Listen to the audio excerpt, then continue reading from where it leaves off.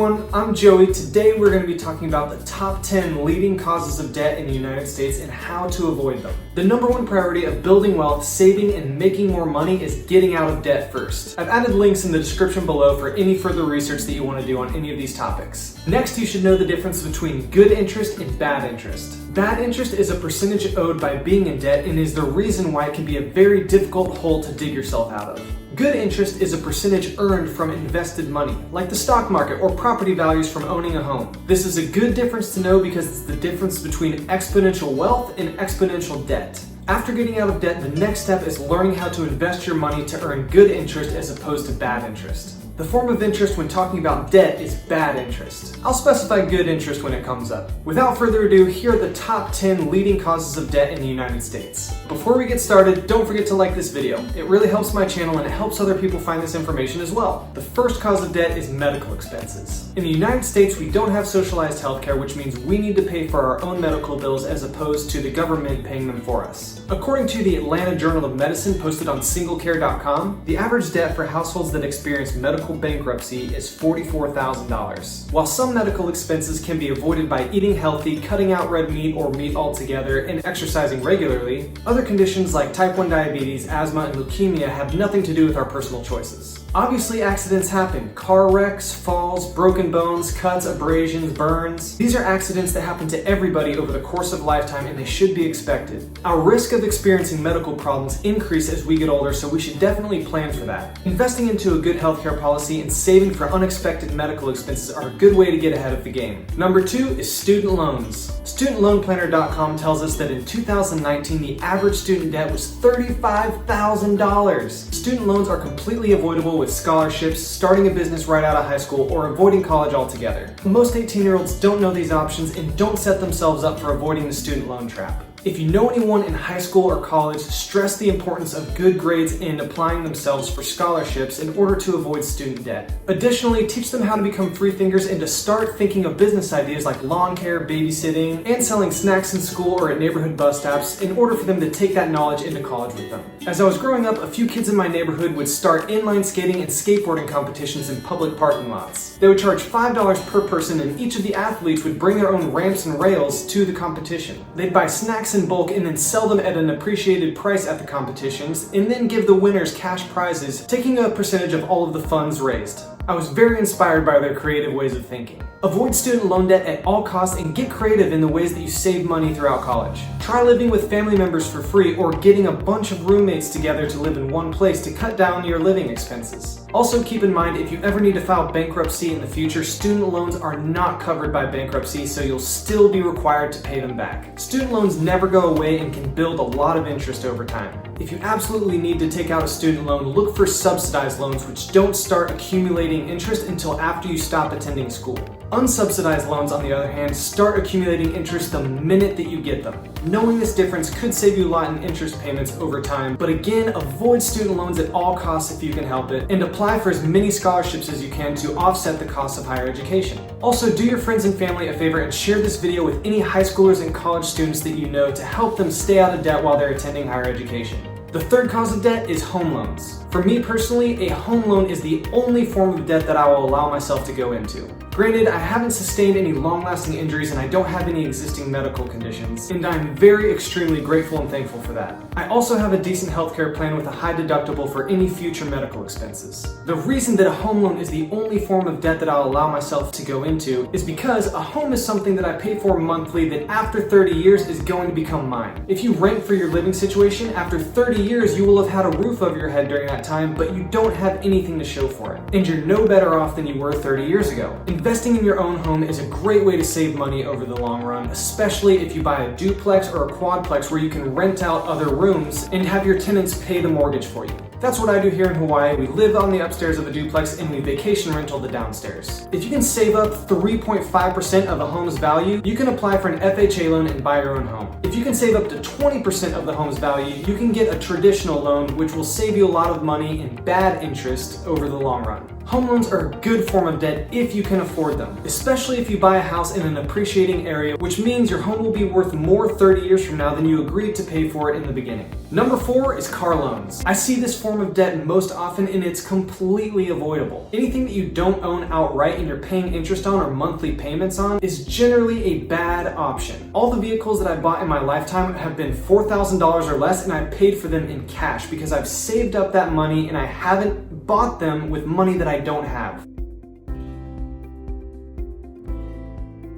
If you use public transit, ride shares, or even bicycle to where you need to be, you can save $3,000 to $5,000 and buy a functional used car in decent condition. But don't forget to get it checked out by a mechanic before you buy it. Number 5, credit card debt. As a common rule of thumb, if you don't have the money to buy it, don't buy it. Credit cards are a great way to build credit and actually earn money through cash back programs, but they should always be used responsibly and paid off in full every single month on the month that it's due. Credit cards should not be used if you don't have the money to pay that credit card off at the end of the month. Credit card interest rates are some of the absolute worst on the planet. However, responsible credit card users can earn up to 5% back on certain purchases. Remember, the inflation rate is 2 to 3%, so if you're making more than 2 to 3%, that's a good investment. Just this year, I applied for 2 different credit cards. The Amazon Prime credit card, which gives me 5% back on everything that I buy on Amazon, as well as a Costco credit card, which gives me 4% back on all of my purchases from Costco. I only use these cards on Amazon and at Costco respectively, and I don't use them anywhere else. I have these cards set on auto payment so I don't even have to think about it, and at the end of every month it's automatically paid for me. I make sure to have enough money in my bank account to pay off these credit cards every single month so that I'm not buying anything with money that I don't have. This way there's no chance of me accruing bad interest and getting into debt. Number 6, divorce. This goes without saying, when you split with your partner, you divvy up all of your assets and along with that, the debt that you've accrued together. Lawyer fees, moving expenses, time off work, and replacing furniture are just a few examples of how divorce can cause debt. I've never experienced it personally and I hope to never experience it, but if I can offer any advice in this area, it would be 1, to marry a good friend. Good friends choose to love each other in difficult times, support each other emotionally regardless of the circumstances, and don't purposefully hurt each other. Number 2, if you're in a rocky relationship that you want to continue going for the long run, there's no shame in attending couples or marriage counseling. My wife and I have done several marriage counseling sessions to help understand ourselves more as well as each other, because we're both dedicated to working together and living a long, happy life together. We started as friends and we're still very good friends after 5 years. Having good, positive, older couples as role models has also been very beneficial for our marriage. Choose to be friends with your partner, seek mentorship, and don't be afraid to go to couples counseling. This can help you avoid the costly and emotionally taxing process of divorce. Number 7, pregnancy. According to a 2017 report from the U.S. Department of Agriculture, the average cost of raising a child from birth through age 17 is over $230,000, which equates to $12,000 per year. Most couples don't plan to make an extra $12,000 per year before getting pregnant, not to mention the time missed working and earning money that it takes to raise a child.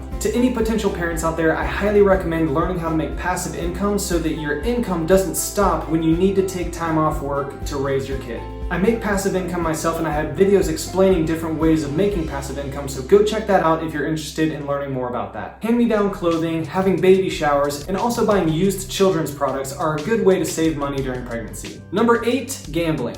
It's estimated that over 23 million Americans are in debt because of gambling, with the average debt being $55,000. The thing about gambling is it's entirely based on probability. Sports betting, casinos, and playing the lottery are entirely based on math and statistics, and the odds are generally not in your favor. If you know the odds of winning and how to increase your chances, you can lessen your risk. However, most gamblers do not know that the odds are not in their favor and they're just hoping and praying to hit the jackpot and strike it big. A close friend of mine considers playing the lottery as a voluntary tax on the stupid. It's a good motto. We still get each other lotto tickets every Christmas as a gag gift. Sometimes we win, sometimes we lose, but over the years we've spent a lot more money in lotto tickets than we've won from lotto tickets. Some people also avoid the stock market because they think it's gambling. And let's be fair, if you don't know what you're doing, it absolutely is gambling. However, winning at the stock market is simply investing your money with growing companies that you know and love and growing your wealth with that company. There's a lot of factors to take into into consideration and a lot of research to be done, but overall it's a great place for you to keep your money so that that money makes more money for you.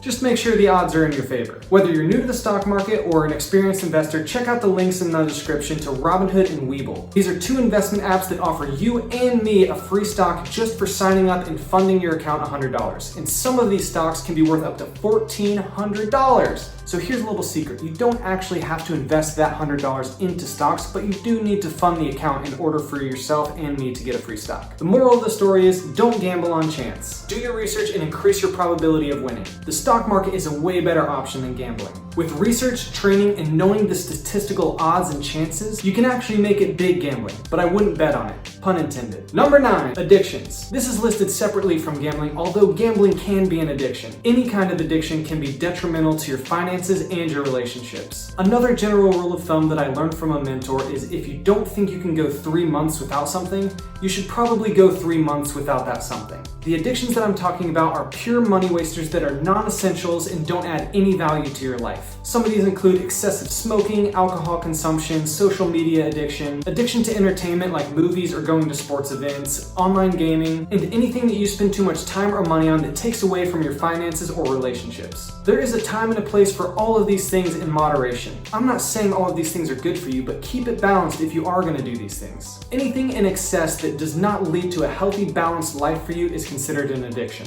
If you think you're addicted to something, commit to 3 months without that. It doesn't have to be 3 months, it could be 30 days. But whatever you choose, stick to it. I've implemented this in my life and it's very empowering to have control over my addictions as opposed to them having control over me. I highly recommend fasting from anything that could be considered an addiction in your life. Number 10, last but certainly not least because Americans are all too familiar with this, is materialism. Also known as keeping up with the Jones. Materialism is the belief that physical possessions can add value to a person's intrinsic value. Just because your neighbor has a cool toy doesn't mean that you need it or that it even makes sense for you to have. No one's gonna like hearing this, but I'm gonna say it anyway because it's true. Only you can determine your life's value. That's a big responsibility and one that honestly I wish that I didn't have. I wish someone else could just be responsible for my life and make it work out and everything would be great. But that's not how life works and we need to all be responsible for ourselves. Only you can determine your life's value. Not the car you drive, not the house you live in, not the lifestyle you live, not the latest gadgets, tools, or toys. The physical products we buy can make our lives easier or more convenient, but buying new clothes, gear, or gadgets for the sole purpose of impressing others or keeping up with someone else is, in my opinion, one of the worst money decisions anybody can make. Just like addictions, don't let that have control over you and take control over it. Materialism is a vicious, never-ending cycle that you'll live by for the rest of your life if you don't put an end to it. We all want to be seen as valuable and acceptable to others. That's one of our basic needs as human beings. So I'm here to tell you that you are valuable just the way you are without any of your material possessions. And only you can increase that value by taking care of yourself mentally and physically and living a healthy, balanced life.